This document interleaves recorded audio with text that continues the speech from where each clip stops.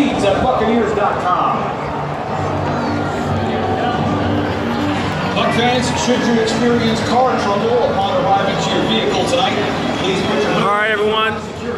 As you're joining, this is definitely a different feel from the last game, as you could tell. We got a mud hole stomped in our ass tonight by the Cleveland Browns.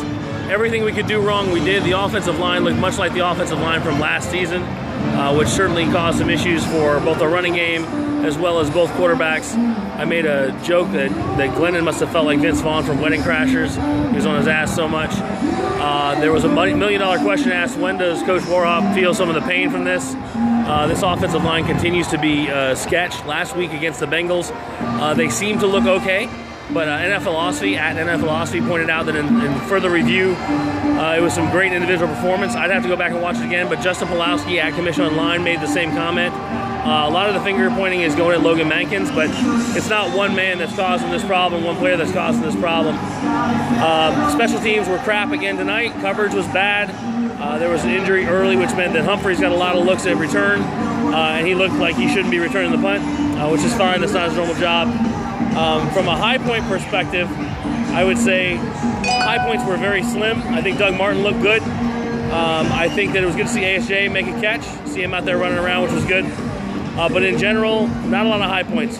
Quan Alexander, however, is a badass, and you guys probably knew that already, but he continues to look good with all the burn he gets. Levante David as well.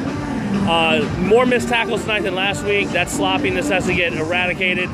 We still need some damn pressure. I know the O-line stunk. I totally agree. When the O-line stinks, it's a problem. I know that Greg Allman tweeted the stats from the first half, that the Browns had, I think, 80 yards on their first drive and then 29 the rest of the first half. The score certainly was not indicative necessarily of the level of ass whip, but still, it's hard not to get your ass whipped when it's 31-7. At any rate, I'm trying to think of other high points other than Quan Alexander and Doug Martin, and I'm coming up fairly blank with that. So it was good to see Chris Conte play. Hopefully they will regroup. Offensive line has got to fucking do something. There aren't any. Okay, good. I didn't miss any. That's good. At any rate, got to regroup, come back in the last preseason game, see what we got depth-wise, and for God's sakes, got to figure out how the fuck to block for people, because this is just terrible.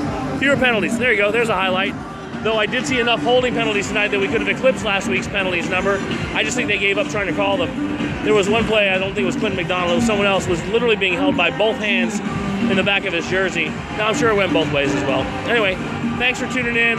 Like I said, follow Greg Allman on Periscope as well as Mark Cook and Pewter Report. I know they'll put up a Periscope after the game as well, though tonight there wasn't a lot of exciting things to talk about. I'll drop this up on YouTube, and we'll see you guys Wednesday. Melton held his own. Yeah, there were some good individual plays, and we had a couple of good runs on defense, but we just couldn't maintain it. And we sure as hell could not generate pressure consistently like we did last week. I don't know if that's because the Cleveland Browns offensive line is that significantly better, or we played poorly, or some combination thereof, which is the most likely outcome. Anyway, see you guys on YouTube. See you guys also Wednesday night on What the Buck. Take care, guys.